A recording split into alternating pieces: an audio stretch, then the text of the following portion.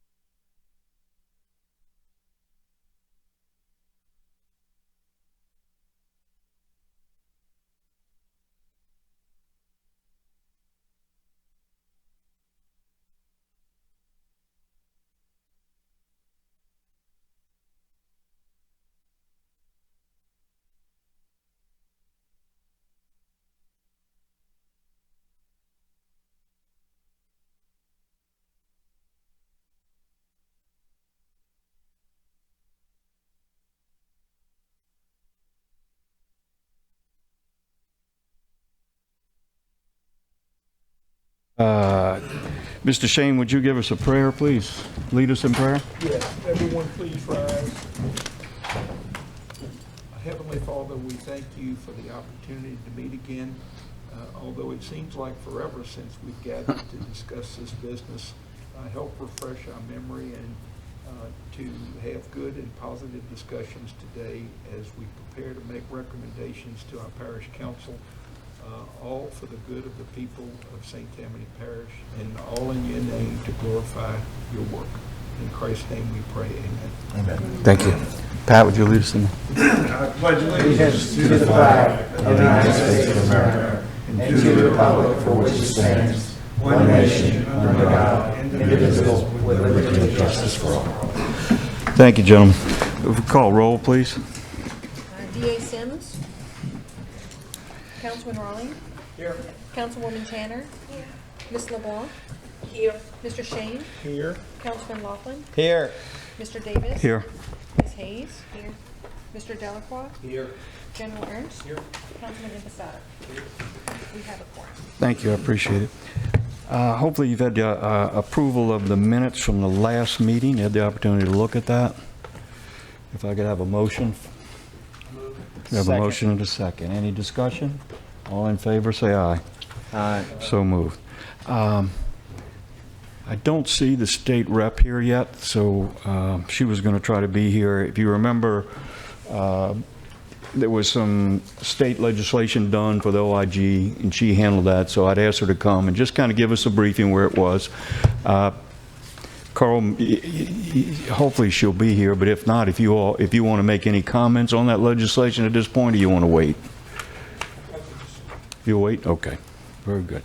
So we'll just bring her back up when she arrives. I know there was a traffic congestion out front, so we'll see. All right. If you remember, we went through the whole charter, and we made some revisions to the charter. As you see, the red line articles in each one. So now I'm open for this. Oh, here she comes. Great. We'll have you come on up. Representative Stephanie Baralt to give us kind of update on the OIG legislation. Sure. We appreciate it. Sure, Thank you sure. from flying back from Washington. I know you were there. Right? We had a big It's couple exciting. of days. Yeah. Yeah. So sorry, a couple minutes late. The traffic, is it like this all the time? Not all the time. Only on Thursday evenings. Good grief. Good grief. Or Monday or Tuesday? They're trying to get to the Charter Commission. They're so excited. They're riveted. They Yeah, can't wait they to talk about this stuff. I know. It's so fun. Okay. So I guess good news is that the legislation passed.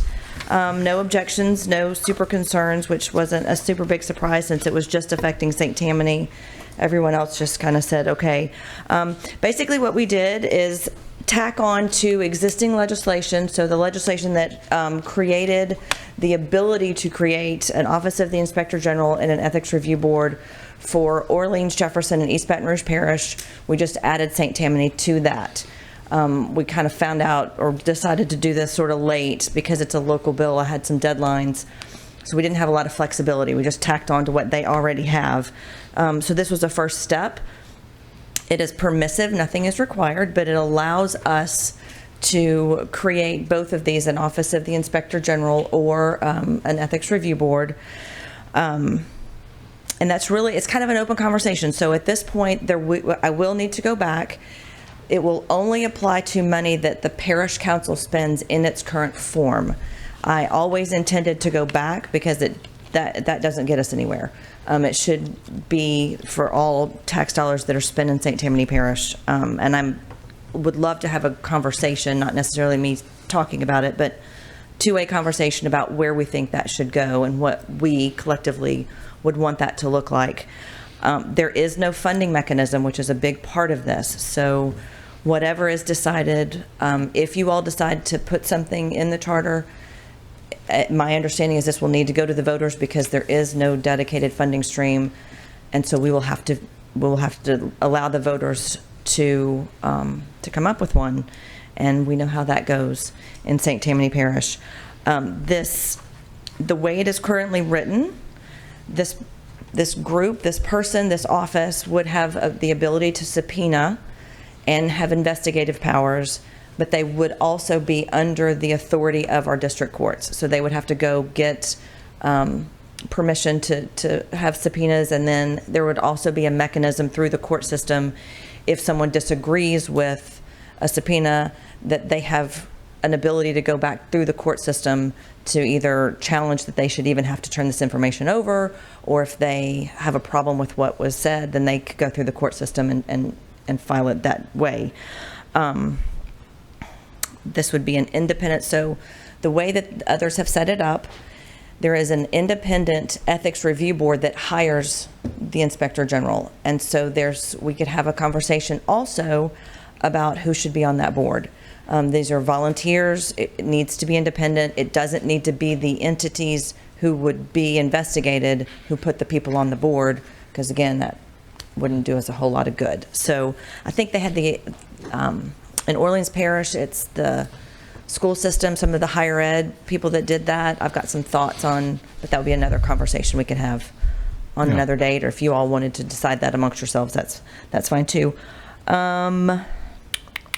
It's independent, would have subpoena power. We want to include everybody, so I will need to go back and expand it going forward. I think that's pretty much it. Are there any questions? Any questions from the members? It's definitely a first step, and I want this to be an open dialogue and conversation. Councilman obviously, as we Impastato. go forward. So the process to make it include everybody, what does that entail? How do we? So that'll just be another piece of legislation that I'll go in and say specifically in St. Tammany Parish, we need to expand it out. I think in those parishes, they don't have all the different taxing bodies that we do. Okay. And so that will be legislation. So I want to have the conversation about who all do we want to include. And then there had been some conversation when I spoke with the parish council last time, are we going to talk to all of those different groups ahead of time, which I think we should, because I don't want y'all to suddenly get a bunch of heat that you did something that wasn't, we want to be open with everybody. And again, this will all, whatever we decide to do as a group, will go to the voters. They get the last say on all of it, so. Great. General Ernst, Carl? Yeah, well, thanks for coming, all right. Sure.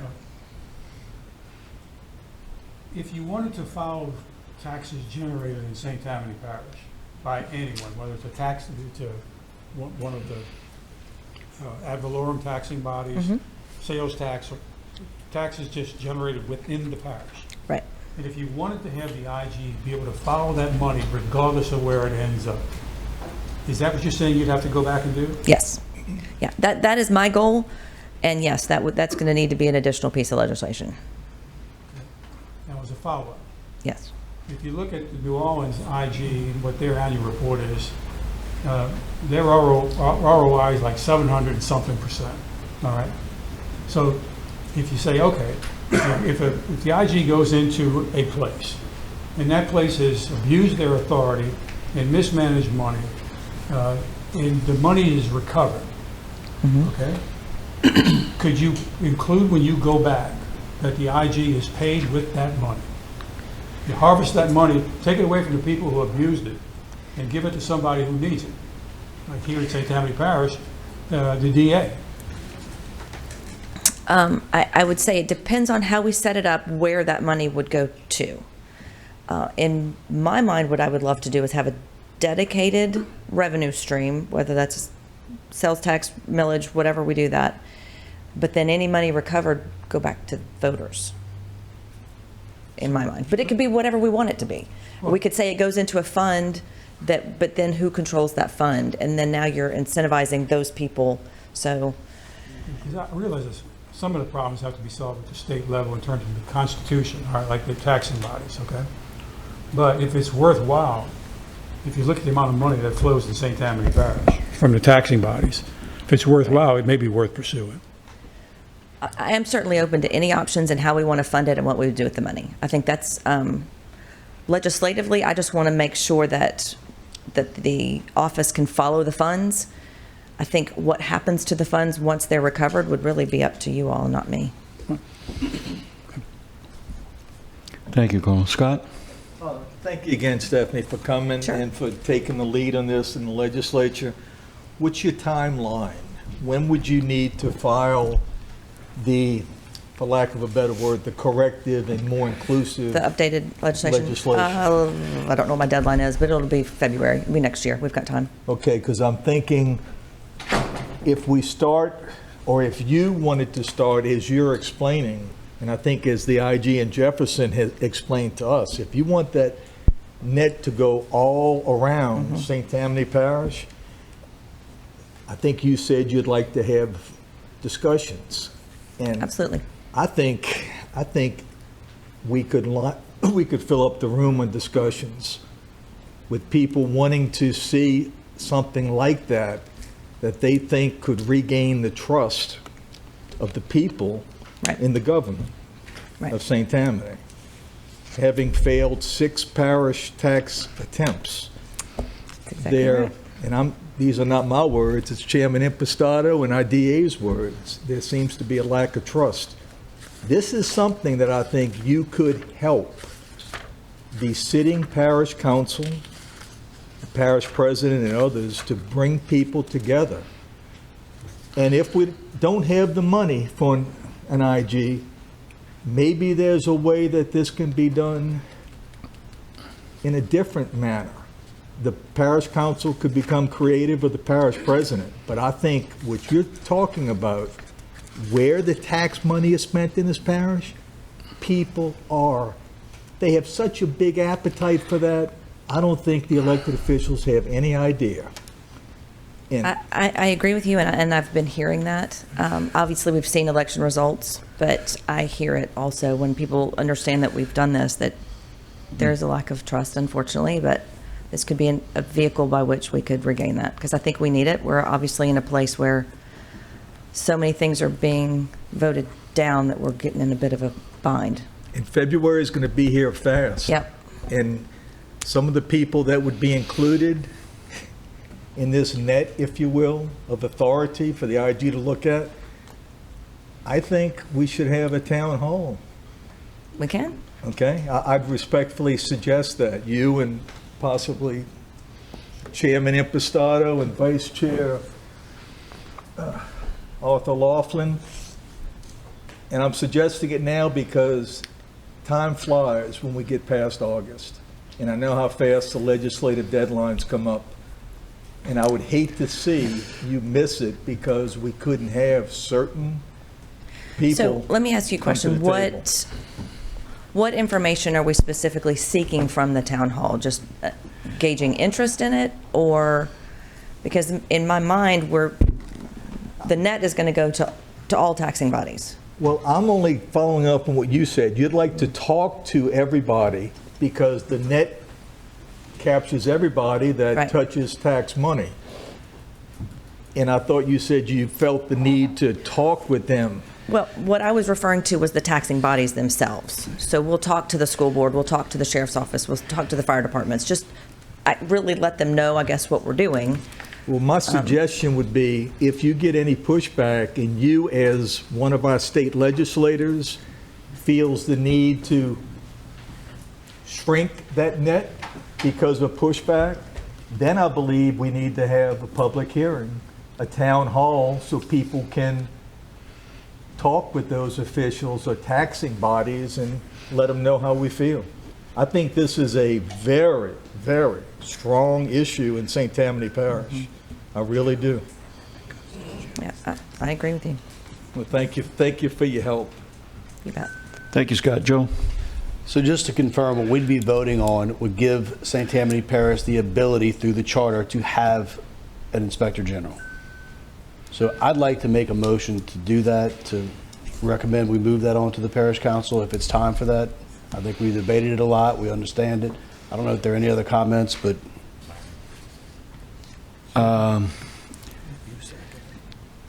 Cheryl, I'm going to come right back to you, Okay. Joe. I'm going to get some more comments. I'd Cheryl? like to amend his motion and say that it goes to the voters with a funding source, that the voters has to approve a funding source for this office because there's no money. Okay. I mean, we can't pay the DA now, so. I know, all right, let me just make sure we get this right. We discussed that we would have some motions beginning this meeting. And I don't have an issue, if none of the members have, with a motion of the OIG. We've got the public who want to speak a little bit in reference to it. So we have a motion. He didn't have a second yet. He's second. I have a I don't know if it's appropriate for me to ask a question, but did you want to do the OIG and the Ethics Review Board, both? I would assume that you would want to do both. Yes. We're actually going to have to, Emily, we're going to need your help. We can do a motion in general, and I think it ought to be drafted so that we'll have it for next meeting. Is that okay, Joe? Yes. And because I think there's a lot of nuances to everything that we just talked about. I think there's some discussion, or many of us think that we're not telling the council to do it right now. I don't know if that's what you meant. I just thought we were giving us the ability through the charter to create it. To And then create. There might be some nuances in how it's created, So what I they think- can cover, what the cost would be. Right. Because depending on how your legislation goes, I mean, the cost could be I agree. number could be different. I'm with you. So, Cheryl, that kind of, goes along with what you were saying. Go ahead. So a procedure related. So if we make an emotion today and we want to see this maybe moving forward, are we going to open it up maybe the next meeting as we advertise what the motion is? Yeah. For the public to come in and speak? Okay. We have something I just want to like- make sure that was going to happen. 'Cause Yes. I think it's critical. Yes, and I Because you think, might Joe- have someone here today that might be here for one reason, but knowing this motion's on the table, to have them here to the next meeting as we advertise what that motion would be, correct? Yes. Okay. Yes, and I think Joe is what Joe's saying. We want to get this moving. Yes. And then have the discussion, draft it, see what you all like, and then approve the final product. If Do y'all want to take a look at the draft that you have in front of you and start there, or do y'all want me to start fresh again next month? I'm a little confused. It's on page 4 and 5 of the packet. They don't. Yeah, because they just got it. We haven't distributed it yet. Okay. Okay. I think we work off of your draft before we create something new. Yeah, that's. We had a motion in a second, so I got to recognize that. Was yours an amendment? Yes. The We get it. funding. Do we want to read the draft that we have? We can. Emily? I don't know if it includes everything that we've kind of been discussing, but And this is primarily just based on the language that Jefferson Parish uses, because we're more akin to Jefferson We can. Parish than to New Orleans in terms of our constitutional structure. Even though they're a pre-74 Home Rule Charter, we're post-74 Home Rule Charter, there are some differences, but they are most akin in how their government is set up. So it just says Inspector General, there's no section identified yet.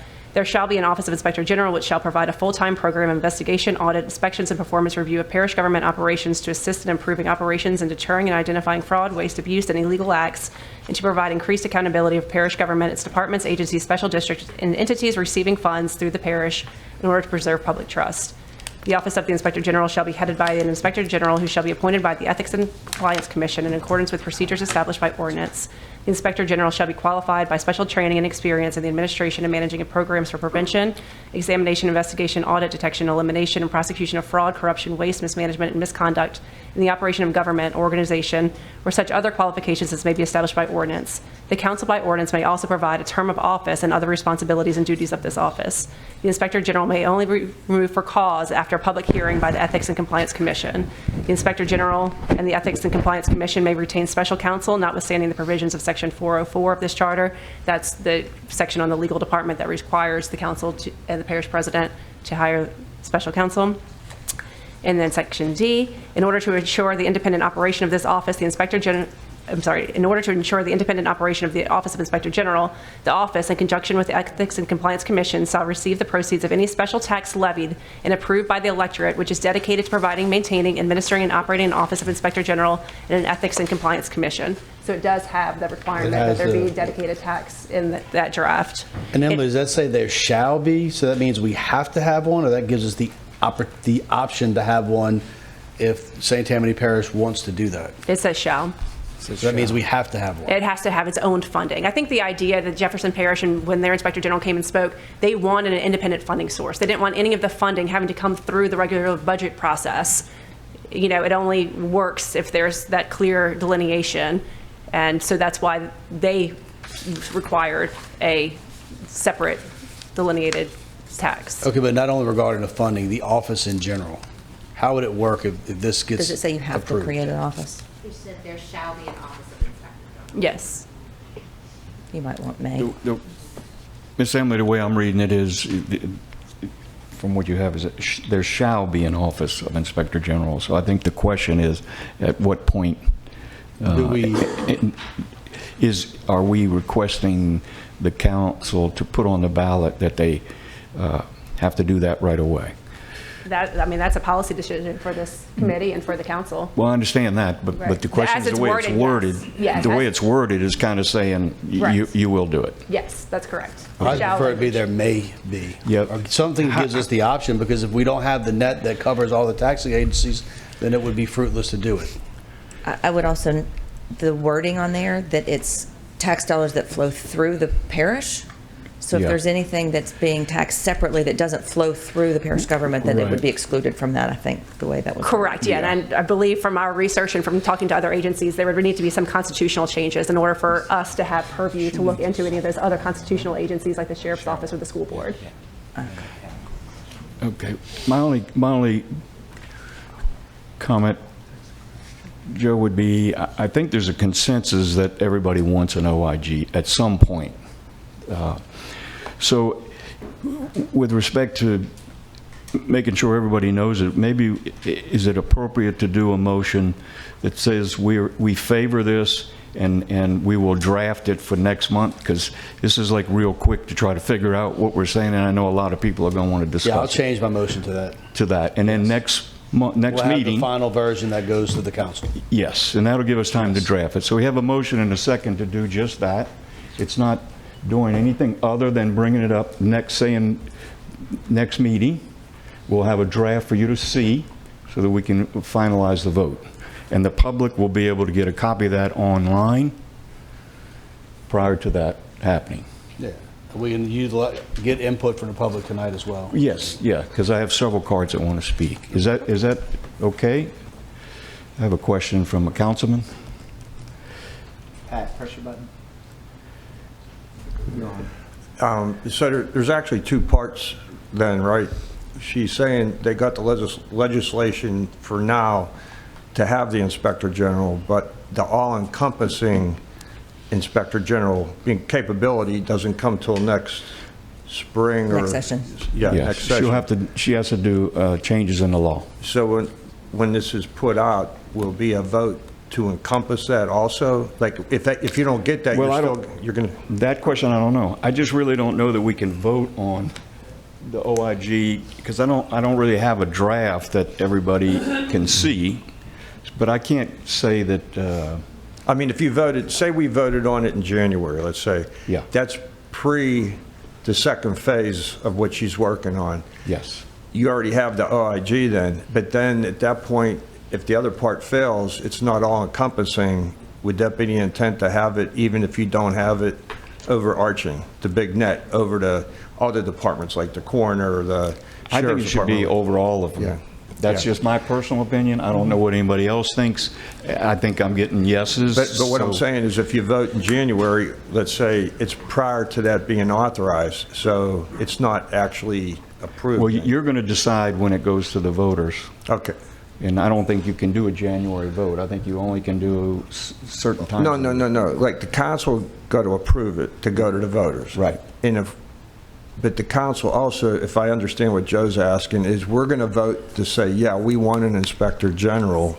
But right now, if we did that, it wouldn't encompass everybody. Only the parish-related agencies, let's say. The second phase is what she's going to work on next fall. If we already voted for the first phase of it, I'm calling it a phase, Yeah. then you're committed to that without the umbrella, is what I'm saying. Well, if we do the wording right, you as the governing authority should be able to amend the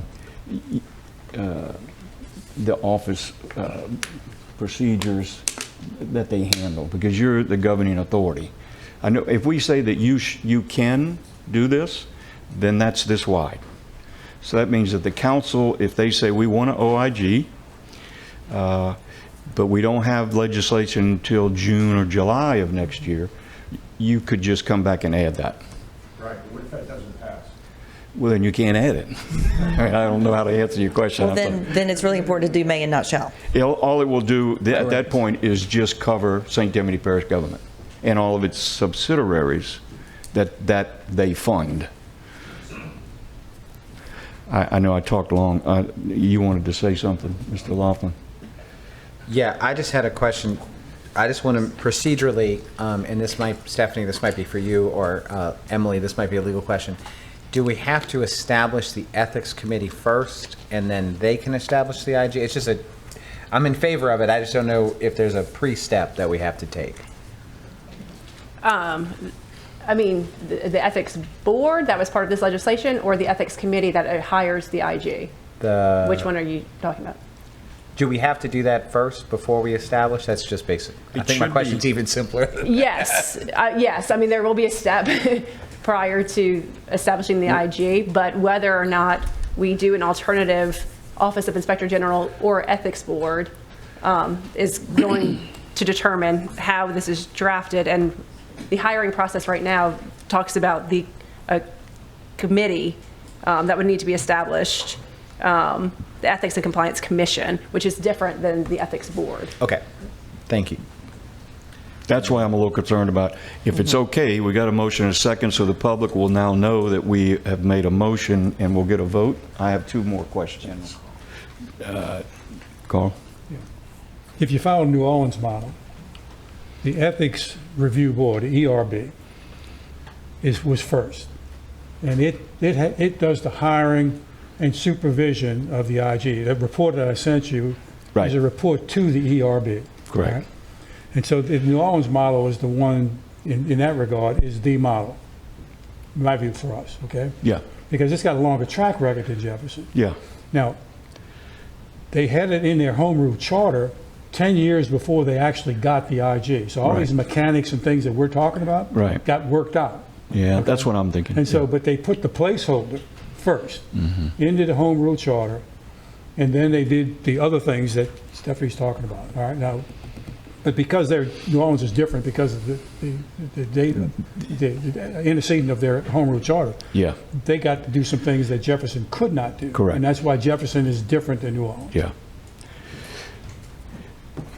So, any other comments? Joe, did you have some just more? Real quick, I just wanted to be clear. And I think this answers Mr. Phillips' question. I'd like to see us have the option to create an IG when the parish feels like it's time to do that.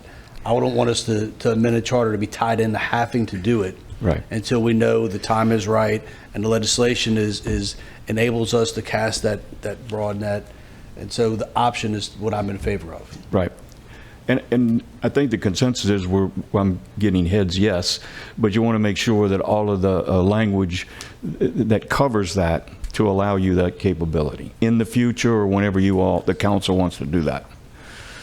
So we have a motion in a second, but I think we ought to, at this point, thank you so much. Stephanie, I know you just got back from Washington. We're grateful that you came tonight. If it's okay with the members, we have a motion in a second, but I'd like to get some public discussion. Is that okay? All right. First, we have Mr. King, Inspector General. Thank you for being here. Thank you very much. Thank you for having me. Hope this isn't too long, and listening to the conversation tonight, I think a lot of you are already in agreement with what I'm going to be talking about here. Rick Franzo asked me to share some information that I had gleaned from my time on the investigative committee, which was something we had formed years ago when the whole IG thing got struck down, and we said, well, if nobody wants one, we're going to give them one whether they want it or not, and there will be no rules. And some people liked that, some didn't. So I became involved with the concerned citizens during the investigation of Peter Galvin, who was convicted and incarcerated for various illegal acts, most of which have been identified with rigorous auditing and oversight. Since some of the behaviors involved the illegal termination of my wife because of her refusal to participate in fraudulent expenditures of grant funds, we sued for wrongful termination, only to have the case dismissed by Judge Batto since it was, quote, really a case of hurt feelings, end quote. Galvin spent 3 years in prison after that remark was made. Shortly thereafter, we decided St. Tammany would benefit from having an OIG and began working to bolster our case by providing information to law enforcement and the media, since we have no mechanism of law enforcement ourselves. Over the years, we worked in some fashion with law enforcement and in almost identical fashion for what any OIG is going to have to do, although they can give them arrest authorities and stuff. But we're sent Peter Galvin to jail. He was convicted for theft and abuse of office. Walter Reed for theft and abuse of office. Jack Strain, malfeasance, rape of a juvenile, incest, and some other stuff. James Levine, theft and abuse of office. Diane Bennett Holly, theft and tax evasion. Kim Kelly from the coroner's office, theft. Chief Death Investigator Mark Lombard, theft and practicing medicine without a license. Walter Reed's brother, Richard, for sexual battery, kidnapping and impersonating a police officer. Stephen Reed, Walter's son, for money laundering. Kimberly DeBrock, who was... Mr. Chair? Yes, sir. I appreciate you. May I? Yes, sir. I appreciate your comments. We've got a lot of important...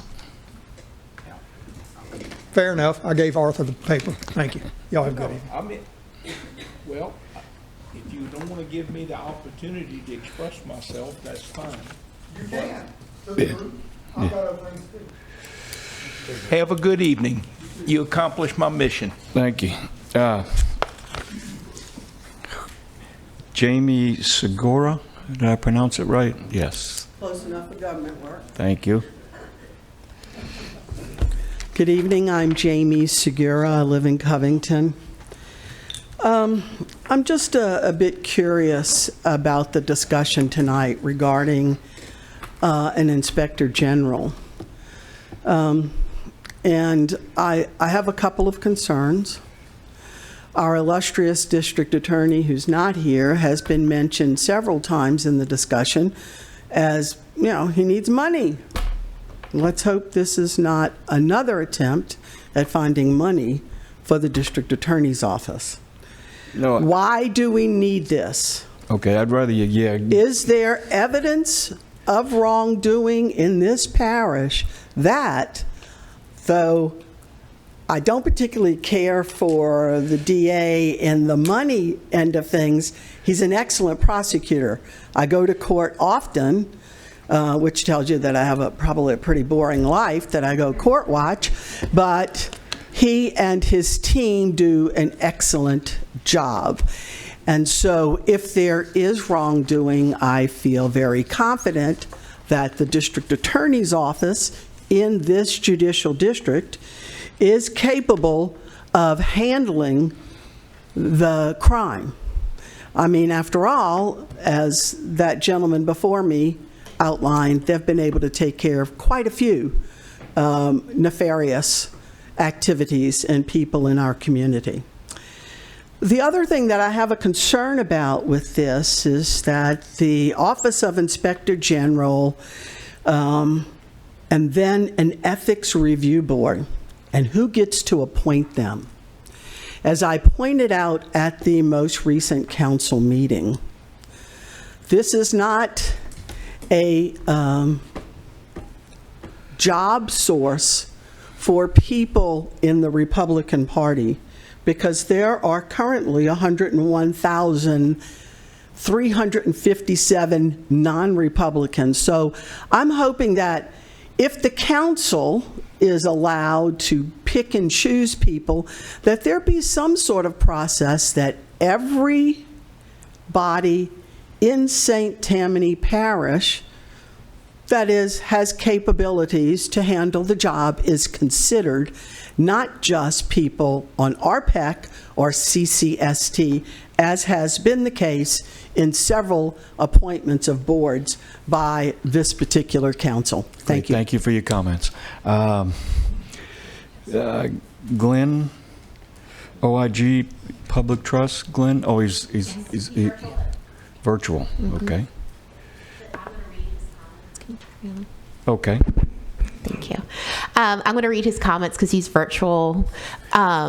So in response to the board members' remarks regarding the lack of public trust of parish government, considering my experience with an elected official, including other parish stakeholders, I believe the parish needs to focus on treating people with proper respect and engaging in good faith interactions regarding concerns raised.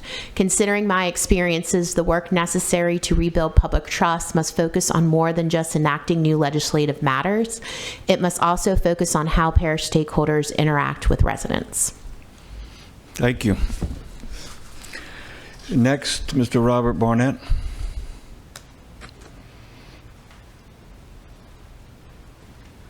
Rob Barnett, Covington. Just a couple quick comments about the office.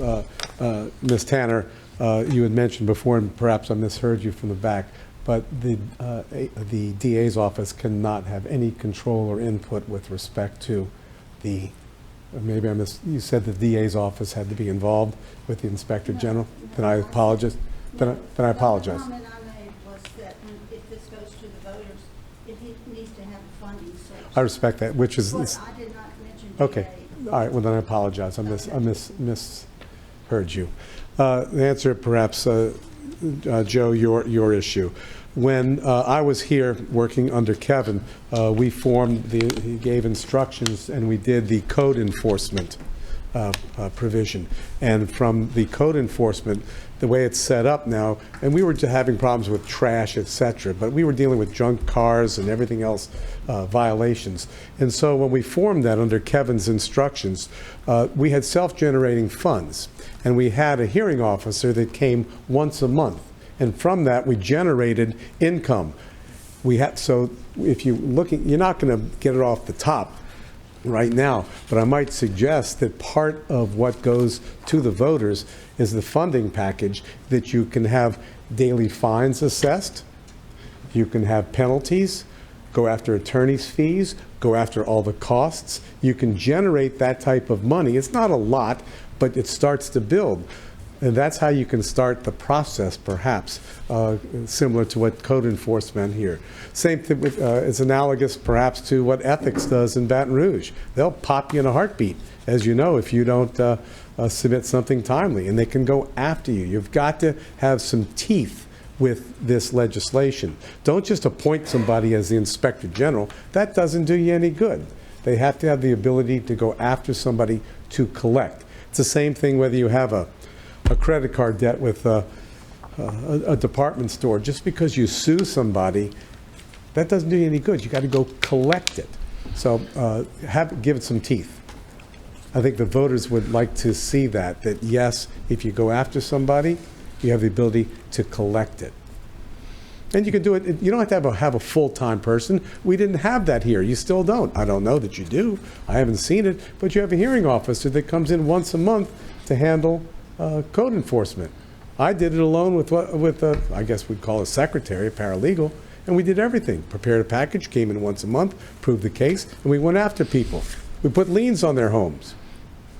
You can garnish wages. It's a way to make money. Anyway, that's just a possible funding source, Joe. Great. Thank you, Mr. Barnett. Doug?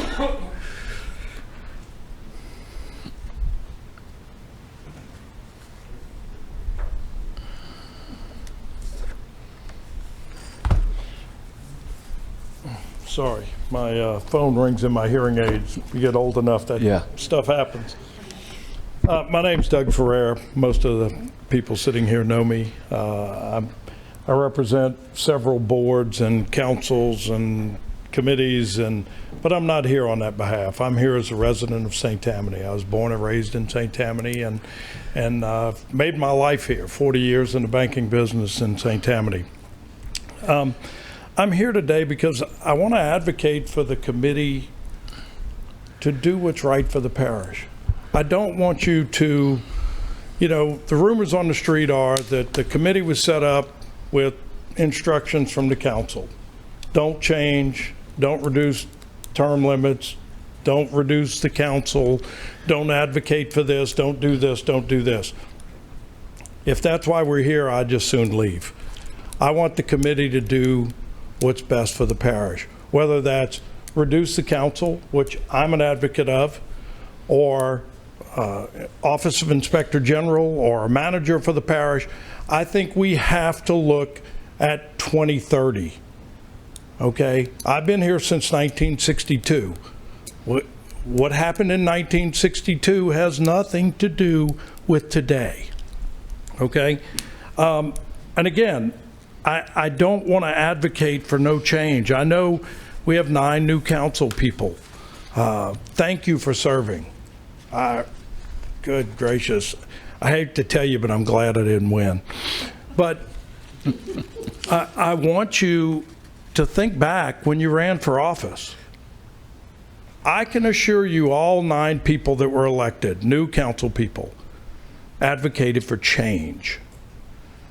You can't tell me that change means we're going to leave the council the same.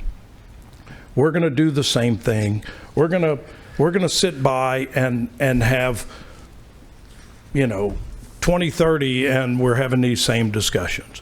I want you to advocate for transparency, trust, efficiency, and accountability. That's what our parish needs. We don't need to rerun the film from 1974. That does us no good. Again, in my opinion, I think we need a smaller council. I think we need accountability, okay? And I would ask that you make recommendations that make a difference for our parish. Finally, what I want to say, and it came up talking about money. Everybody wants to talk about money, okay? I want you to stop thinking about cost. I want you to start thinking about value. Value is what we receive. In 40 years in banking, I've looked at numerous projects. I've evaluated dozens of proposals every week. I do what's in the best interest of my clients. If there's a return on investment that's greater than cost, cost becomes irrelevant. Let the voters decide what's best for the parish. Now, I have to tell you, I walked in the room and I was grossly disappointed. We're talking about the future of St. Tammany Parish, and I could shoot a gun through here, and I'm a pretty good shot. It would take a while to hit some people. I think it's important that we get the vote out. We put the vote in front of the people. We make recommendations to the council that have teeth, that reduce the size of the council, if that's what the committee recommends, that we appoint an Office of Inspector General, that we set up a management system where we have efficiency, accountability, and transparency, and we regain the trust. You know, I heard somebody say that trust isn't damaged. It doesn't take a rocket scientist to look at the voting results of St. Tammany Parish. There is a trust issue, okay? And I think that if we create the efficiencies and the accountability, the cost will become a non-factor. So thank you for serving. Thank you for representing the parish. And thank you. I think most of you have my phone number, Yeah. so Thank if you you for have any coming. questions. We really appreciate you coming tonight. Mr. Simpson?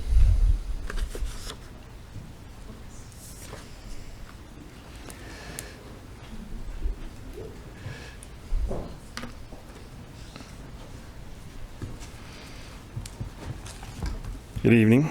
Mr. Chairman, first I'd like to say thank you for allowing me to speak, and 2, for putting me behind Doug and speaking in order. I appreciate that. Now that he's got everyone's attention. I was worried, so I just... Yeah, sure. Also, Mr. Shane, I appreciate it if you'd ask me a question here in a second so I can... say. All right. Mr. Chairman, members of the committee, you have a letter that we've just given, that Mary was kind enough to give you, which is a letter from the Chamber Board of Directors. I'm not going to stand here and read it verbatim, but I will give you sort of a truncated version in that as you prepare to finalize recommendations for the Parish Council, the Chamber has been closely following the committee's deliberations on various topics. First, well, we propose the following items for your consideration. First, parish manager model of administration, which would streamline processes and reduce bureaucracy. Second, an Office of Inspector General can foster a more transparent and responsive government that builds trust between itself and the business community, encouraging investment and fostering a sense of partnership. Third, we support referendums as a powerful tool for citizens' engagement. And lastly, reducing the size of the council to either 7 with 2 at-large seats or 7 district seats. We recognize that this is the most controversial issue in the charter changes.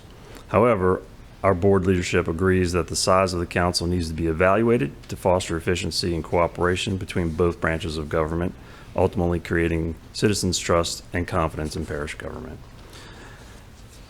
We appreciate your time and energy that you've put forth into this effort. I'm certain that if given the opportunity, you all would or could be other places doing other things, but you've given your time and your energy and your commitment to this effort. And I speak on behalf of the Chamber and other businesses throughout this community. We do appreciate what you're doing, and it is part of our future, not just for us, but for our children. And we'd like you to consider the recommendations that we've given you today. Thank you.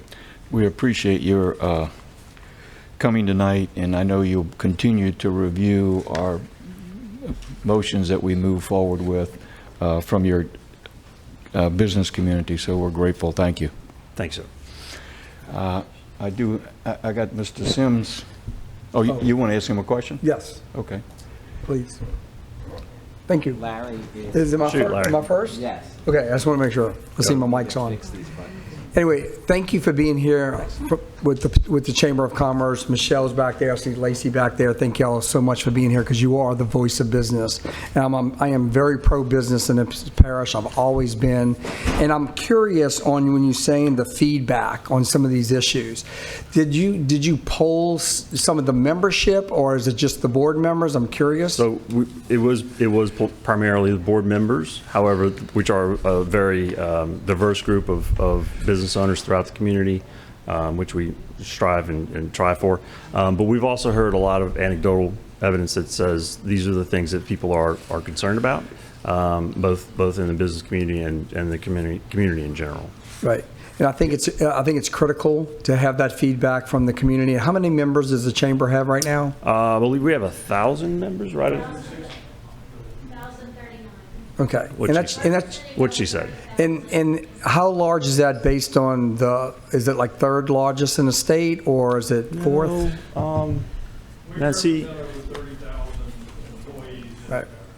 And I think what I'm getting at is we know this chamber does a lot of really good things for the business community, and they do have a major voice, and I know they have a voice. I've heard the same thing. You know, when I first ran for this seat, that was one of the things people were approaching me, and I know some of the new councilmen, they were never approached about the size of the council, because some districts are just different, right?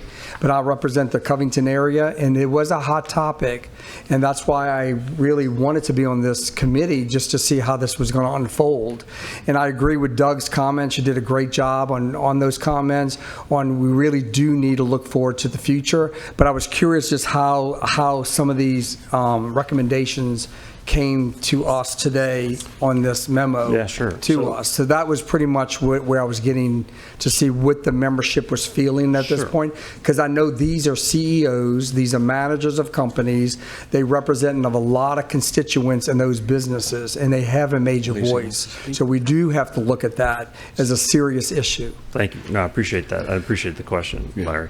Mr. Delacroix is also on our board. He has given us a play-by-play In fact, if you know Mr. Delacroix, he's given us a very, very detailed account of the proceedings. We also had the chairman, Mr. Davis, come and visit and chat with us to the executive group here recently to help educate us. And I think Arthur did too recently. Yes, excuse me, my apologies, Arthur. Arthur did as well to the PAC, I believe. There's also several of us who were actual former employees that worked in this building before, we've got a bit of a historical perspective. So we don't come at this lightly. We don't come at this in the sense that we just want to talk to be heard. We feel that these are important issues, again, that will affect the future of this community, and we're not taking this lightly. And again, we'll continue to monitor and watch and be a part of this process. We appreciate that. Thank you. Mr. Arthur, you have a question? Arthur. Yes, sir. I just had one question. I really would just like if you would, this was a pleasant surprise, if you would just mention the possibility of staggering the terms. I hadn't even considered that, so I do appreciate y'all's. Yeah, I think what we discussed, I believe the subject that came up when Mr. Davis came and chatted with us. The idea of having staggered, if we do keep, if the voters decide to keep all 14 districts, that as opposed to there being a turnover like we saw with a majority of the council members turning over for whatever reason, whether it be by the will of the people or term limit or whatever, that there be a more of a continuity potentially by staggering the terms, so that you wouldn't necessarily have a large turnover all at one time. Great. Thank you, Ronnie. We appreciate it very much. Yep. Thank you. Pat, you got a question? Are you part of the? What's that? No, I'm not. I'm asking the question. All right. Is this on? Yes, sir. Okay. So with the downside, can you explain what the value added is to reduce the constable? Because, you know, when you go to, if you're combining seats, you're going from 18,000 to 36,000, you know, people that are represented. So what are the value added? Sure. For all that? Well, let me also clarify that these are not Ronnie Simpson's opinions. These aren't Ronnie Simpson's opinions. These are the opinions of the membership of your group. Right. Thank you. I think conventional wisdom would say that if you have a smaller number of council members, you would likely have a full-time council member that would be that will have more time to digest the things that come to this council. I know you, Pat, and I trust that when they bring you things, you're reading them, but they are bringing you a whole packet every month, and it's hard to keep up, particularly if you've got things going on during the day, if you've got a day job. I guess the idea would be, and again, the conventional wisdom, that if you have a smaller group of council folks, that they would have much more of a focused and concerted effort, would be able to develop relationships both in this building and in Building B, as well as all the barns throughout the parish, that you would have that more of a permanent sort of everyday feel. When I can tell you, somebody who goes to work every day in a particular office, when working with those folks, I have a much better relationship. I have a much better trust. You have a much better degree of trust when you're working together. So a lot of those things, among many others, those are sort of the basis on which we believe that bringing the number down to I guess what some folks would say a more reasonable amount, as opposed to keeping it to the same number that was already in place from police jury days. Does that help? Turn your mic on again. This would be for Doug, I guess. Doug, you were talking, saying, about reduction. Has anybody really thought through how much it would cost? And I know you say the cost is irrelevant. If you need to do something, you do it, and then you figure out how to pay for it, is what I took from that. But if you're going to have less council members, how many staff, you're going to go full-time, retirement fees, new office spaces, all that type of, has anybody thought all that through? Or, I mean, I'd be interested to hear numbers on that, like, is it going to be cheaper, more expensive? Well, I actually ran those numbers when I ran for office. I figured you did, that's why. I had advocated for 5 districts and 2 at large. I ran the numbers. To me, the value added simply means that there is accountability, okay? I can assure you my part-time staff doesn't make what my full-time staff makes because of the accountability factor. So with full-time council representation, with at-large members that oversee larger portions of the parish, I believe we have a greater value for the voter, okay, our client. And as such, there's accountability, there's full-time, there's staff. The numbers I ran, the cost is minimal. The difference between 14 council part-time with benefits versus... We don't have benefits. You don't have health insurance? Well, I mean, we get health insurance, but we don't get a retirement. Or I understand. Right. I understand. Yeah. But the cost is minimal. And the other cost that can't be factored in is when I talk about efficiencies, when I talk about right now, every councilman that I know gets calls about blocked ditches. We're a police jury. We can say we're a home rule charter. We're a police jury today. We didn't change. We have the same 14 we had then, okay? I mean, I'm not trying to insult anybody, but we're a police jury. And, people call you about ditches. Well, you don't even have the authority to authorize Public Works to go out and clean the ditch. You can send a memo, but you don't have anybody to follow up. You see them at a restaurant 2 weeks later and they go, "Hey, Pat, I talked to you about my ditch. You said you were going to get it fixed." Yeah, well, I sent the memo. Well, that's not size, though. what I'm talking about is to measure the efficiency, the value, and the accountability at the same time you're talking about the cost. Everybody wants to look at the cost, okay?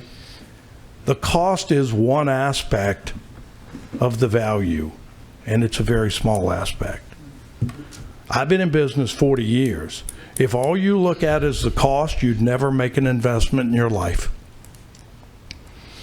So when you're Great. talking about efficiency, for example, now you're getting to, like you said, Mike. you have the authority to tell somebody to clean a ditch. Now Wait, you're getting into the- Pat, Push the you got button. turned off. Talking about the efficiency, now that's a different aspect in the sense that now you're getting into whether you want a manager and you want to share the authority with the parish president, then that's where our value would be added if we could have that say so, hey, Correct. we need you to go clean that ditch. Correct. Yeah. What I want this committee to do is I want this committee to make recommendations that are in the best interest of the parish. I don't want you to, I don't think it's this committee's charge to break it down to cost. I mean, we just did a reallocation of tax, and I asked 28 times what bonding capacity do we have, because I knew the answer. Okay? We have none. We have none. You only get bonding capacity with excess revenue. Right. Okay, we're going to take a tax, we're going to cut the tax for the DA's office and the Justice Center, who, thank you, Colin, need money. They do a great job. I got no problem with that. But at the end of the day, we kept advertising this thing that we're going to have bonding capacity. We didn't have enough bonding capacity to add a bicycle path on my street. I mean, on a good day, maybe we came up with $40 million. I don't know the cost of the bridge going over the Collins Boulevard replacement bridge, but I bet it's a lot more than $40 million. So stop that. Be transparent. Say, we need this tax to be reallocated because we want safety. We want justice. We want criminals in jail. Stop talking about things we can't achieve. Value, what I'm talking about in value is we need an efficient government. We need to go through and doge our government. Okay? I mean, I've been here since the dirt. My father was here in 1932. Military Road was dirt. You could watch the train in Abita from my house. That's a long time. I do not. All I'm saying is this. Right. The efficiency that we need should be in the best interest of the voters. Absolutely. Our customers. Okay. Those are our customers. And I don't disagree with you one bit. I just was asking a couple questions. Yeah, that's all. appreciate it, Pat. Thank you very much. Maureen, 1 minute. I got his light has been on for quite a while. Doug, if you wouldn't mind, I got a quick question for you. You mentioned something in your experience when you are positioning your human resources, your employees. You mentioned about accountability between the differences between a part-time and a full-time person. So would you say that someone who works for you Monday through Friday, or I guess in your case in the banking world, you'll work in Saturdays too? No, we don't. We're not open on Saturday. Okay, good. So if you have somebody who's there full-time versus somebody who's there part-time, there's a difference in accountability. 100%. Could you just elaborate a little bit on that? Like, what are some of the... Well, I mean, look, my full-time employees are part of the budget process. They're part of the production process. They're measured on their efficiency. They're measured on their goals. It's not, part-time employees in the business world are basically a gap filler. Okay, my part-time employees receive no benefits. They don't work more than 22 hours a week. Basically, I use part-time employees to offset for vacation and sick time and those things. There's very little accountability. They're not given budgets. They're not given goals. They're not given. Now, hopefully I find a part-time employee who wants to be a full-time employee, and I can give them goals, budgets, and measure them and give them bonuses and those things. But at the end of the day, a part-time employee is cost. A full-time employee is value. I look at my full-time lenders. If my lender doesn't achieve their production goals in deposits and loans and return on assets and return on equity for the corporation, they're not a full-time employee next time around, or they don't get a bonus, or they're offered a pay reduction. I mean, I'm running a business. I'm not in the business of government. Right. So it is a value versus cost. Thank you. Thank you. Maureen, did you have a question? Wait, press it again. I wanted to mention that in the past, when BGR discussed this, the cost that they estimated was not minimal. It was well over $1 million, if I recall correctly. Now, I could be recalling it wrong, but I've never heard that going from part-time to full-time would be a minimal increase. Certainly, if we had full-time council members, they would be getting paid more than our staff. And staff members, we have somebody in excess of 6 figures and close to it. So I think you might want to take a look at the old video from the BGR presentation where that was previously discussed to see how your numbers measure up with theirs, because I did not see anything that was minimal as far as going full-time. My answer to that would be First of all, $1 million to St. Tammany Parish is what percentage of the budget? Well, I don't know, but I think the average citizen would, and in excess of $1 million. And again, I think you want to look at what the average citizen thinks of as a lot. Okay, so you're probably looking at a salary of a council person either tripling or quadrupling if you're going to go full-time, based on what we have now. I understand that. I also understand that a lender that works for me is measured based on their accountability. Mhm. If I have a lender with a 20... Well, I'm not worried about accountability. I'm just understand talking that. about numbers right now. Well, I can make numbers say whatever you want. I've been in a number business 40 years. Right. So you hire a consultant to tell you what you want to hear. I'm telling you that if we create the efficiencies in our government, and I'm not just talking about full-time council people, okay? We have redundancies, we have excesses in our parish government, and No argument there. without a strong, smaller council with authority, or an office of inspector general, or a manager to oversee and complement our government, we're going to continue to have that. So you're only measuring the cost. No, I'm just I'm bringing up looking the at- cost. That's the only thing that I was Understand. asking about. I'm looking at the overall picture. No, I'm not arguing the overall picture. I'm just saying, I guess you and I have a difference of opinion about what a minimal increase is, and I guess that's where we're at. I guess so. That's probably what I guess it so. is. Yeah. I mean, Okay, thank you. That's all. Joe? I didn't know we were discussing this tonight, but I would just point one aspect out. Joe, you got the wrong. I'm at the wrong microphone? Yeah, no. So hit the other button. Hit the button on your right, not your left. There you go. There you go. There you go, Mr. Bender. I think I'm in his seat. I didn't know we were discussing this tonight, and I'm not advocating. I think it's very different. Smaller council is different than a 14-member council. There's pros and cons to both sides. But I would say this. There are several different combinations, and it is in no way a fact that the costs go up. That is false. There are several combinations that it would include full-time council members where the cost would actually go down. There is no mandate for an increased staff, and actually, if you had less council members, the existing staff would be burdened less. And I think that any staff member would tell you that. So again, I didn't know this is the time to talk about it, but I don't think it's fair to say the reduction of the council would mandate a cost increase. It's just not true. Thank you.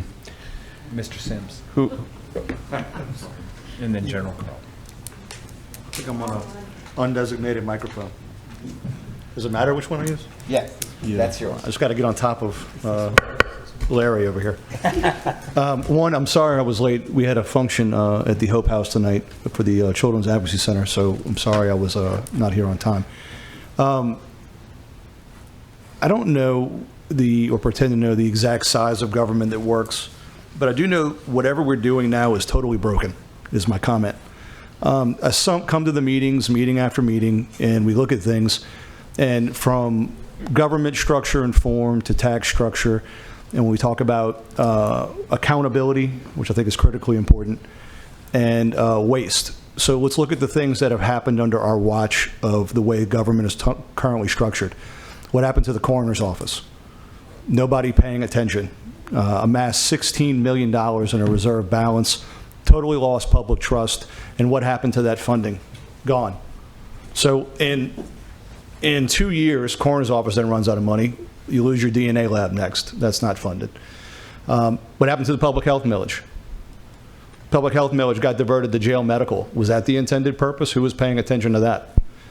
What happened? Public trust lost. Funding gone.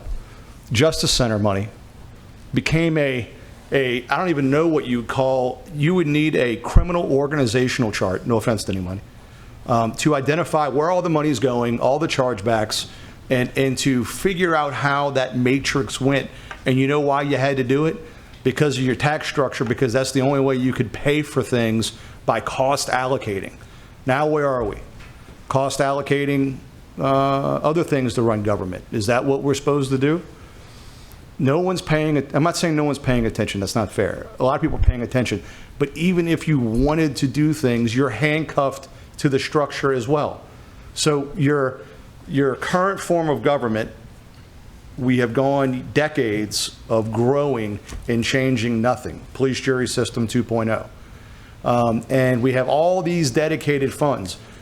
I would think historically the reason for all these dedicated funds is lack of trust of people who are managing other people's money.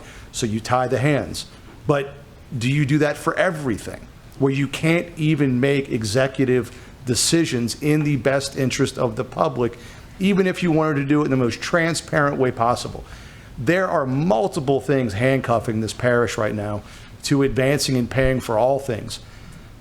I believe, whether I have all the training necessary or otherwise, that there is an abundance of revenue locked away in different areas that don't always need it. We have a government structure that doesn't have the ability to tap into those inefficiencies or structural handcuffs to allocate money correctly. And you have examples like the coroner and other things that we don't have to name that have these balloon balances of revenue that are sitting there that the public is woefully totally unaware of, and we sit there and say, we can't pay for things, we should ask for another tax. Crazy. It's like it's like Groundhog Day. And we've sat in this meeting for I don't know how many months now, and the elephant in the room is tax structure. The other elephant in the room is getting enough people to agree on things on how to move this parish forward into a parish government that works for the people, that doesn't just say, well, let's just knee-jerk and go ask them for more money. Well, how about we do the work and start looking at things and say, needs versus wants. What does this parish need versus what do little interest groups want to do? And I think those things will hope lead this narrative into making, I think, aggressive recommendations to get this parish moving forward on a real parish government, not something that just has a different title. It's more of an observation. But I agree, we've got to do something differently. I think the Office of Inspector General is a phenomenal idea. I think the way it's written, I think we need to expand it to cover how we're structured. Because we could have a great Office of Inspector General right now, but the way our tax structures flow, we get into some hyper-technicality that you can't even look at the things that you probably need to be looking at as an Office of Inspector General. And I'll speak to myself personally. I find myself lately in a very awkward and precarious position of doing things that are way outside my lane. Why? Does anybody see anybody else doing it? No. No, I think the Office of Inspector General will be the right person to fill that gap into what would be very awkward for the DA to assist doing, but an independent and neutral body like an Office of Inspector General. But he has to have the scope to go look into the things that make forming that a worthwhile endeavor, which I think it would be if it was expansive enough to look at a lot of spending and money. Those are just my thoughts as I was here tardy. We appreciate it. Thank you. Yes, sir. Carl, you have another comment? Yeah, I hardly know where to start. For both speakers, it's great remarks. I'm going to kind of take them in order. Following up on Colin said, you said, sir, we need to take a long-term view. In the business I grew up in, there's a difference between tactics and strategy. Yeah. And so the strategy is you put it in a timeline, even the military plans on a timeline. You said 2030, maybe it's 2035, all right? But if you look at things in the long term, New Orleans IG was slow to spin up. This last year's report, 737% ROI on the cost of that office, all right? And so if you take a long-term view, they didn't do that the first year. If you connecting something else that was brought up, I think you have to separate the issue of the organization of the council. I think there are two parts to that. There's the raw number of 14 or less. I agree. It's just an iteration or an evolution of the police jury. And the difference is it's lost the power that the police jury once had because they didn't have a parish president then. All right. So one of our goals was we wanted to balance the power between the council and the president. All right. I think we have to do that. But the two parts to that, in my view, are you got the council size, and then you got at-large councilmen. All right? I think the two are obviously related, but don't have to necessarily be together. You can have one or two at-large councilmen with 14 or a lesser number. All right? So I think we've been all around many issues, as Joe said earlier this afternoon, this evening. But I think that our task at hand is to take that long-term view, put something, maybe it's radical, maybe it's not, in front of the council in our recommendation, and let them take it up. All right? Because ultimately, this is the people's choice. Right. There's the word trust, you used it, okay? The Harvard Law School Center of Ethics, has a definition for a term called institutional corruption. Within that definition, there are two references to when the people lose trust in their institution. That's in the definition of institutional corruption. I think we have that. I don't mean that they're corrupt people. It's all the processes and the redundancy and the bureaucracy, I think, adds to that, all right? And so, off my soapbox. Thank you, General. I appreciate it. Lacey, do you want to speak?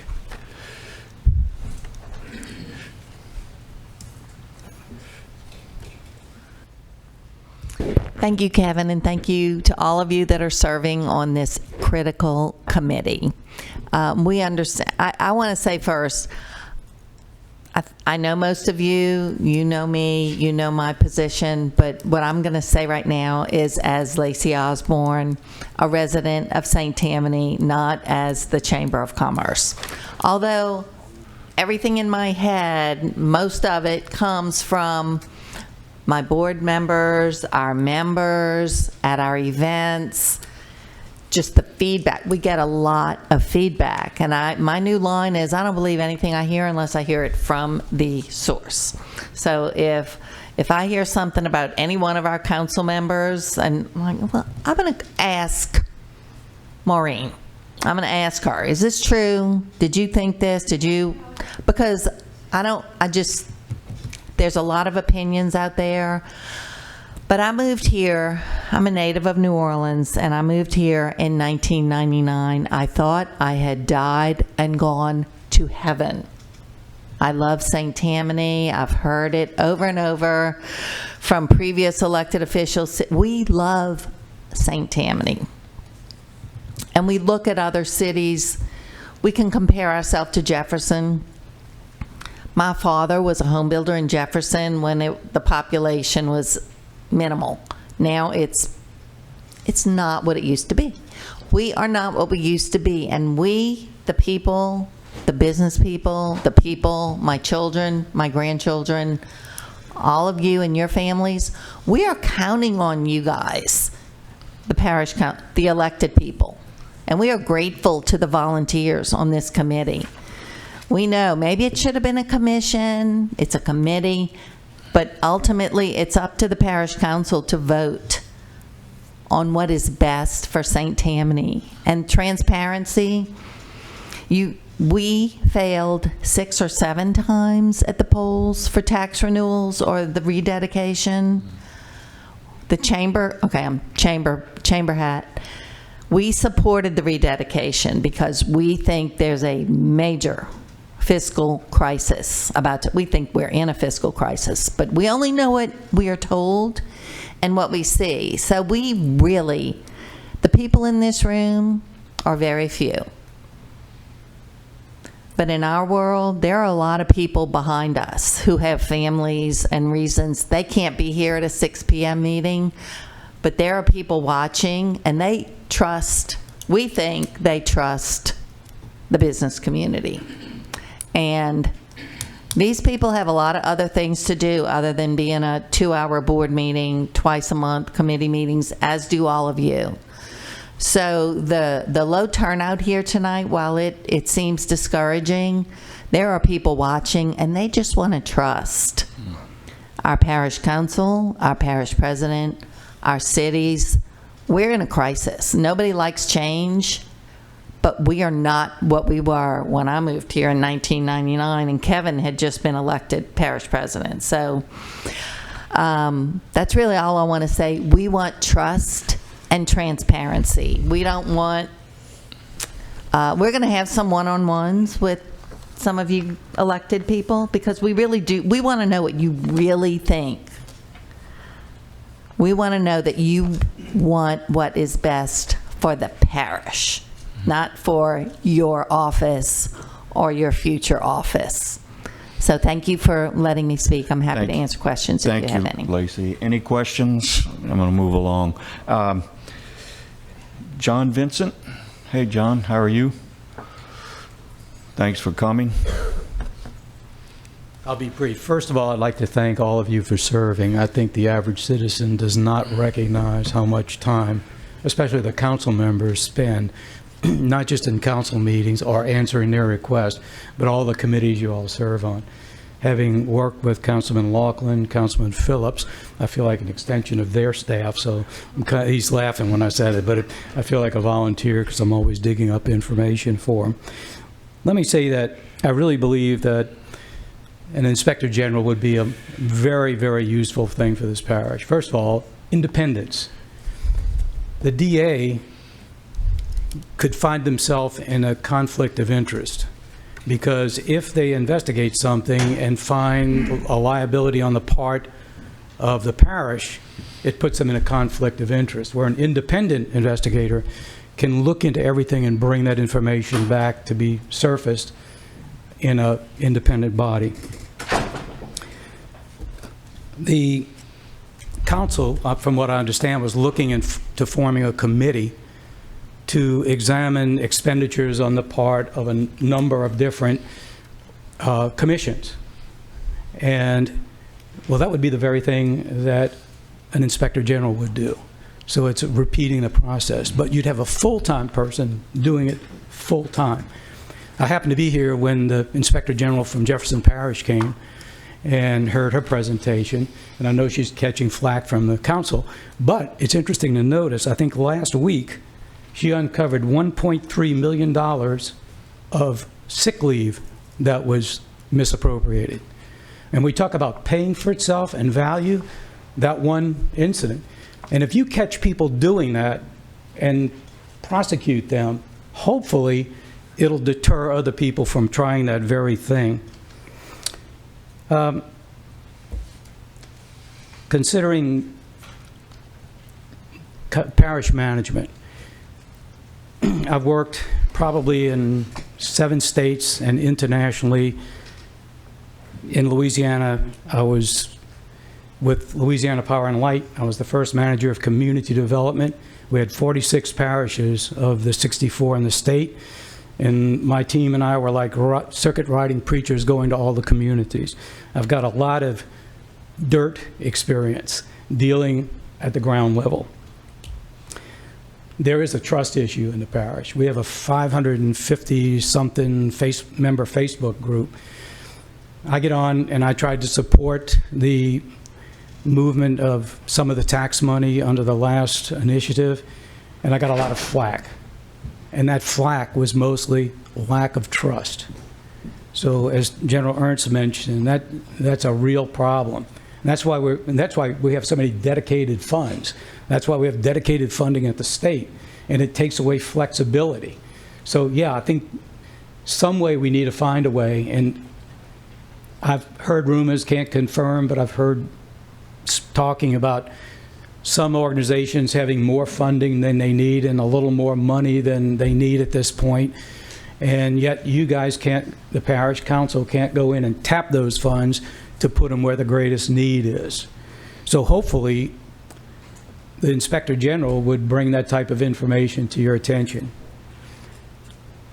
On parish governmental structure, I think I've worked with county managers and city managers around the country, and we could get an MBA CPA with a public administration degree, and that person, if they come here experienced and not fresh out of college, they bring a lot of knowledge of how it works, how to make it work, where the problems could be.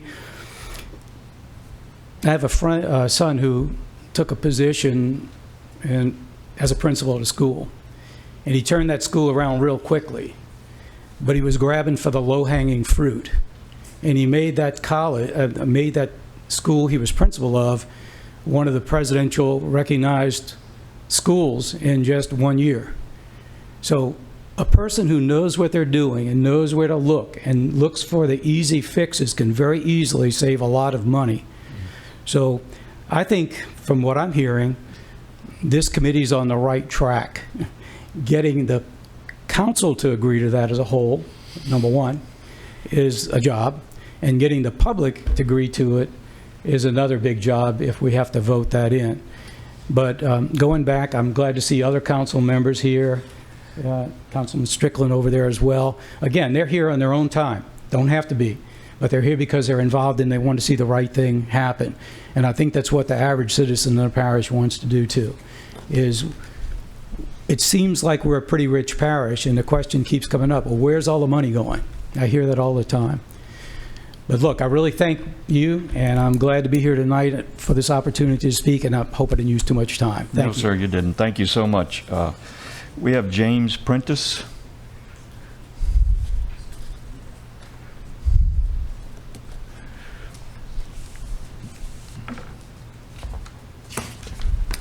Good evening, and thank you for the opportunity to speak to you. This is kind of an impromptu. I wasn't planning on speaking, but resident of St. Tammany Parish since '87. Raised a family of 3 girls. They went to all the elementary schools. Lived in Lacombe, lived in Mandeville, lived in Covington proper. Now I've moved out to the Covington country.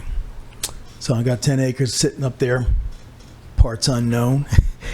And I'm learning some of the things that go behind the benefits that my family has enjoyed. I'm the quiet American who doesn't really speak up much and lets you just do your thing. But I'll tell you this, I don't view myself as a, what's the word? I don't view myself as the client. I view myself as a partner. There's nothing that keeps me from submitting my application and running for one of your seats. I mean, not your seats, but like a council seat or some other office position, because I'm an American citizen who knows what my rights are and I know what I can do. The point being here is it boils back to some integrity that we all have to abide by in ourselves. You've been selected and you've stepped forward to rely on your skill, your wisdom, and hopefully your integrity when you're making decisions for the rest of us. The quiet American who doesn't say much. And as a result of my wife's called upon to get involved in government, I've stepped up and been more outspoken than I've ever been. And it matters. It really does. And so I'm the guy stepping forward and saying, okay, yeah, you're going to hear me. I just hit retirement yesterday. / you got 20 more years of me running around speaking my mind. Good. And ditto on what that lady over there says. And I just want you to understand that something that I was thinking about and wrote down, when it comes to what you're talking about, discovery is a nightmare that corrupt politicians dream about, the antidote to government corruption in the public forum. And the Founding Fathers, they knew the risks of self-government because of the nature of mankind. Thus, the reasoning for the Constitution and our Bill of Rights. You know, nobody likes to be hoodwinked and lied to. And that's what the American public really is just looking for, to be told the truth and let the light of truth have its day. So that way we can all move forward in whatever direction that this charter brings us. So thank you. Thank you. We appreciate it. I got one more speaker. Glenn? Glenn? Sir. Oh, he's on. He's the another- online guy. Another online guy. Yes. Is that the same online The guy? same, yes. Okay. So I had 3 statements, so just bear with me, please. So he wants to make a statement in response to something that Mr. Barnett brought up about code enforcement. In response to the previous speaker's remarks regarding the use of code enforcement, my understanding with intent is to increase revenue generation. Code enforcement, in my opinion, should never operate with the intent or objective to be a substantial revenue source. This is not the purpose of code enforcement, and operating code enforcement with such an intent is an injustice to the public, in my opinion. This goes right back to the substantial public mistrust concern. One of my principal concerns with the model of proposed suggested by the speaker can be increased frivolously or improper code enforcement against residents influenced by arbitrary objectives to increase revenues. The purpose of code enforcement must only include to influence safe and healthy well-being for the community. Thank you. I have 2 more. The next one is regarding the prior speaker's suggestion that a full-time council position can deliver more value versus part-time position. I don't believe a simple comparison of full-time versus part-time is appropriate metric to determine value. In my opinion, there are pros and cons to full-time versus part-time, and I believe there is substantially more critical variables to consider to effectively deliver value and improve public trust. To be honest, I'm confident in St. Tammany Parish proceeds with smaller full-time council, the New Orleans model. I believe this act will only further increase public mistrust and over long term be regretted. And lastly, he agrees with General Ernst. Thank you for your candid remarks, and I thank all the stakeholders here for their time and attention listening and providing an opportunity to share feedback. Great. Gwen, you're watching. This is all going to come up again, hopefully, at the next meeting, so continue to watch, and we appreciate your comment. I apologize. I do have one more card. This is the last card, and then I'm going to go back to our committee. Joycelyn Lowe. Correct. And thank you all to everyone who's spoken to the mic tonight, and I'm sorry that others haven't, because it's very hard to hear. I was here when the train passed. I bought my property in 1974. I didn't move here to 1985. I came here for the clean water, the fresh air. I was going through some papers the other day, and it was interesting what I found. I found my receipt for my wedding rings, $371. Thank goodness. In 1971. I also found this. Well, it says, the world famous ozone belt. You know what happened to it. That's not what we have today. It infuriates me. I also found some other documents. I gave them to you, Mr. Phillips. Maybe you'd like to have them copied and shared, because we're in a vicious circle. Save St. Tammany, 1999. You remember it. You were here. We're still solving the same drainage problems. Something needs to be done. I don't have to go back to my notes to tell you, remind you, that this is a lot of people that's been in this audience tonight. How many meetings went by where there were 2 of us, me and Carlo, because we are here for, he's here for everything. I'm here for as much as possible, which is a lot. Fortunately, I live down the road. These people from the chamber, other groups you've brought in, or advertised, or not brought in, but Thank you. you've talked to them to get them to come. No. I know you have.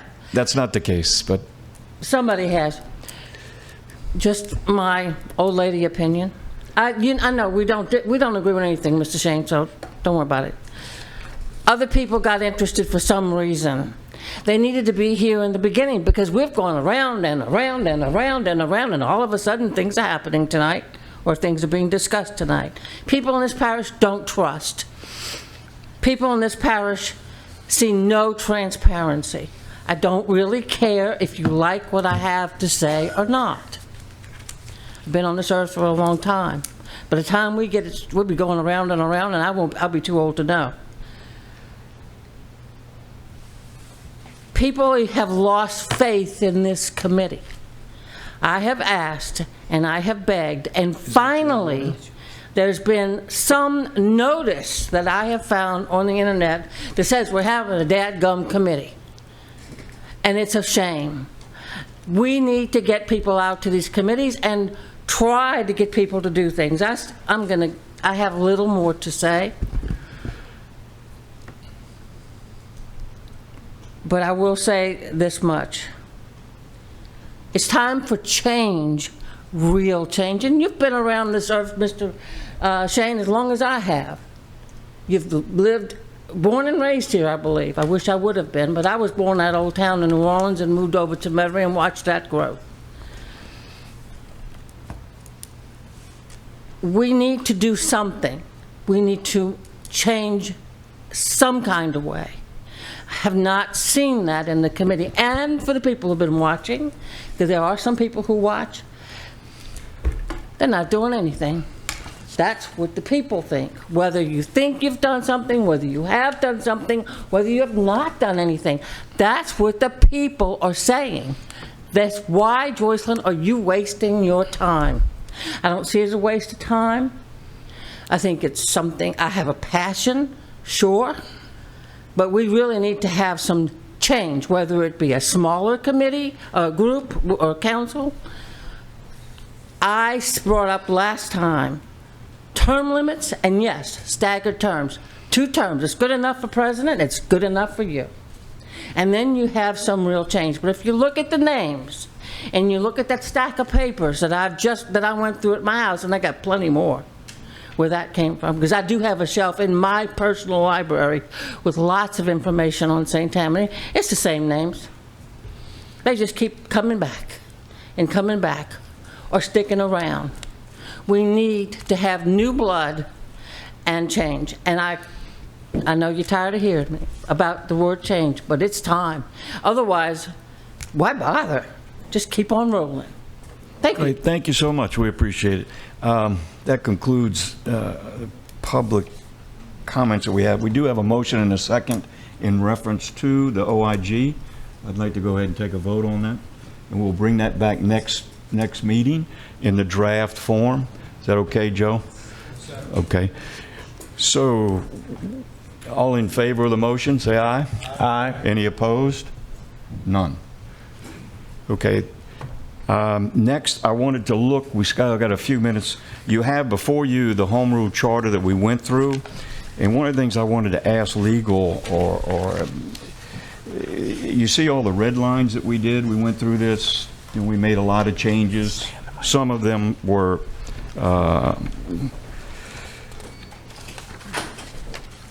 as you can see on page 2. Did we give this? We set this out to the public, right? So people have seen it. Yeah. My question for legal is: do we have to move on each one of these items independently, or can we move on them collectively as we have before us and send to the council? There are no rules as it pertains to this committee and how you send it up to the council. You know, the resolution last month was passed to extend your reporting time to September of this year.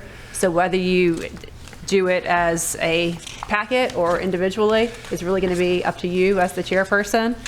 In terms of putting them on the ballot, the council is going to need to decide whether to place those on the ballot individually, which I think was the will of the council when this committee was formed, versus doing a substitute charter. Okay. So I would request, I think we've reviewed it, we've talked about it, for or against. Who do I have? Gina?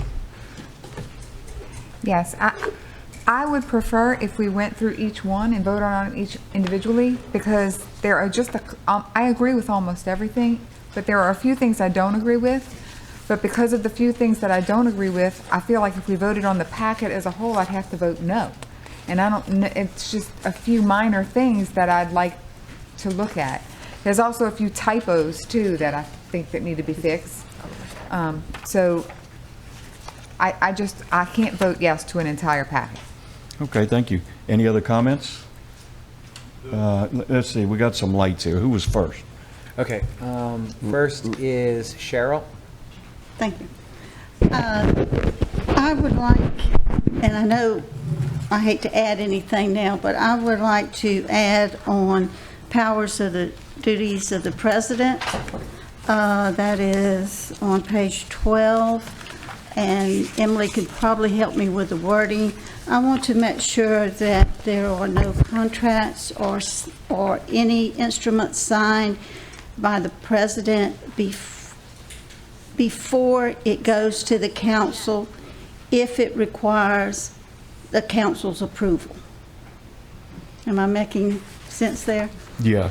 Would you mind if that gets drafted Okay, for that's our fine. next meeting so we can see, I understand what you're saying, and if I'm not mistaken, didn't we do something that the parish council had to, Professional contracts, I think Yeah. was one of them.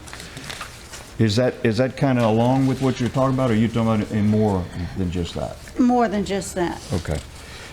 Would you be okay with that to Oh, yes, that's get it fine. drafted? I just wanted to get it Yeah. heard and on the floor so it can be drafted. Correct.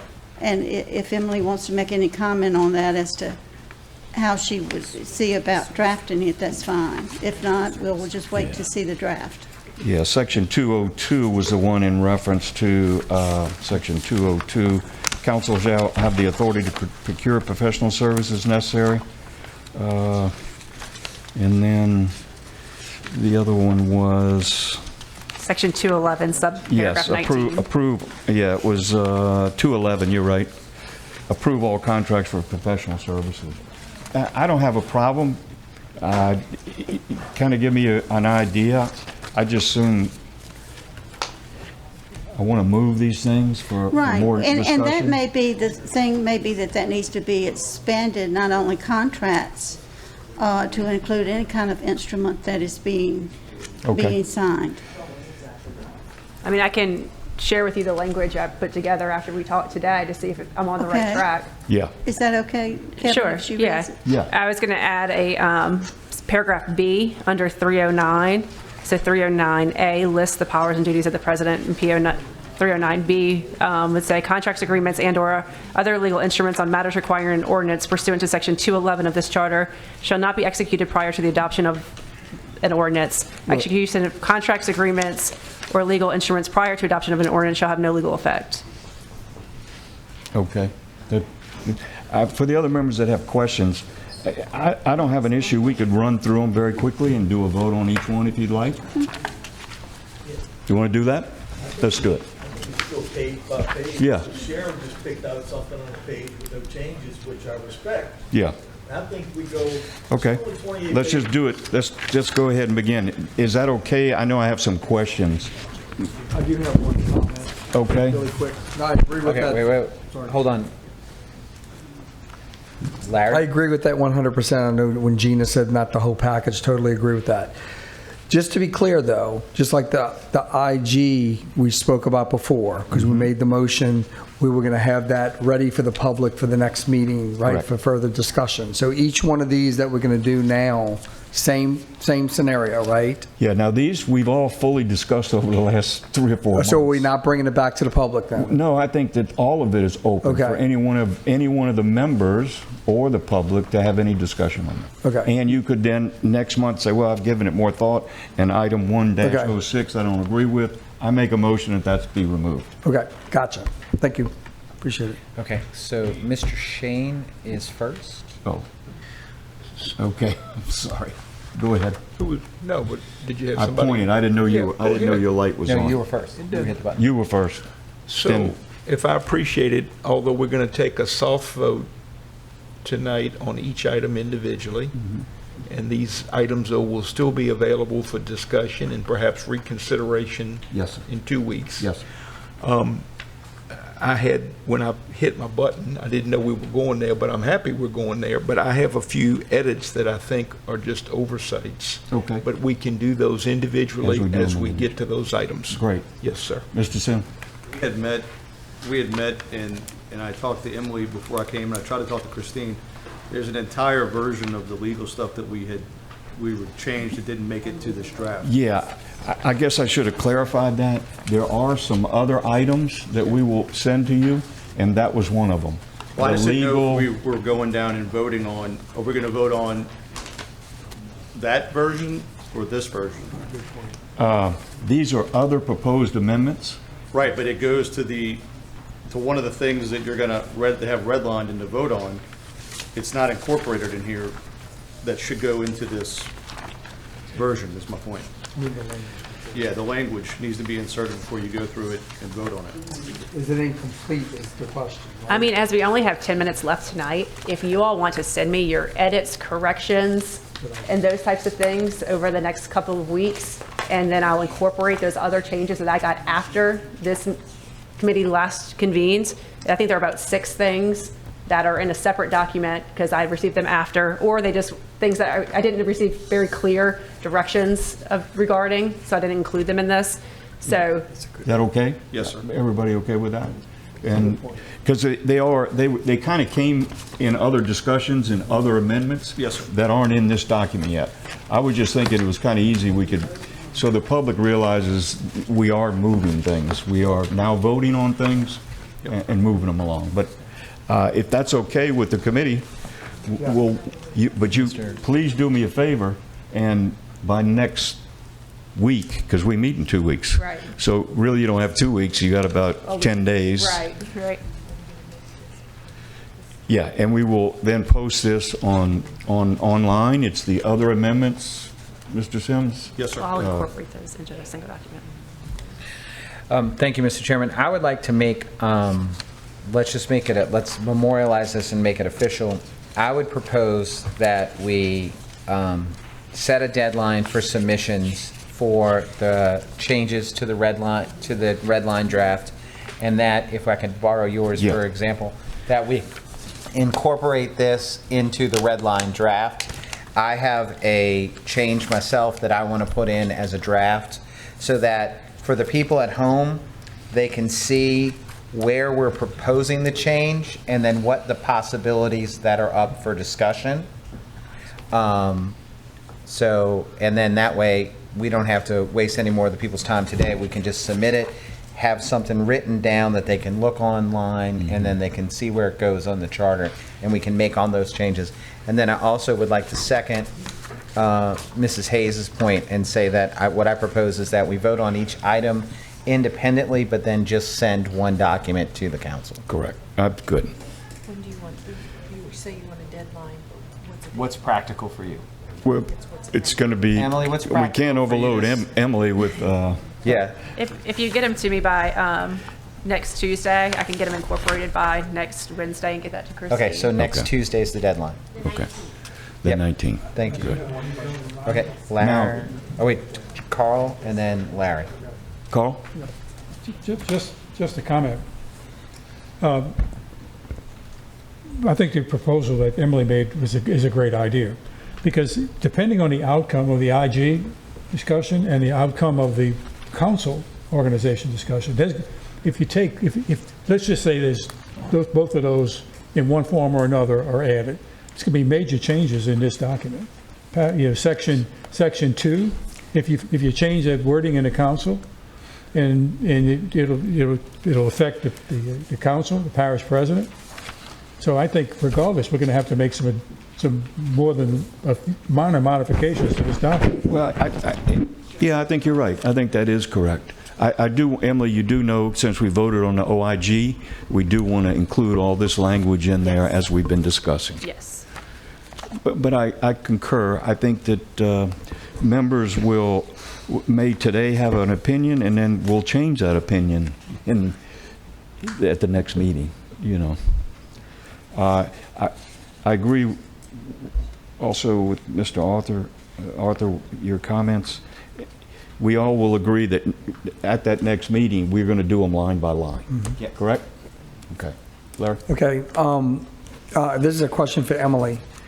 I know we mentioned about once we finish this, to get the document to the council, and it seems like there's going to be a lot for them to read, a lot of discussion.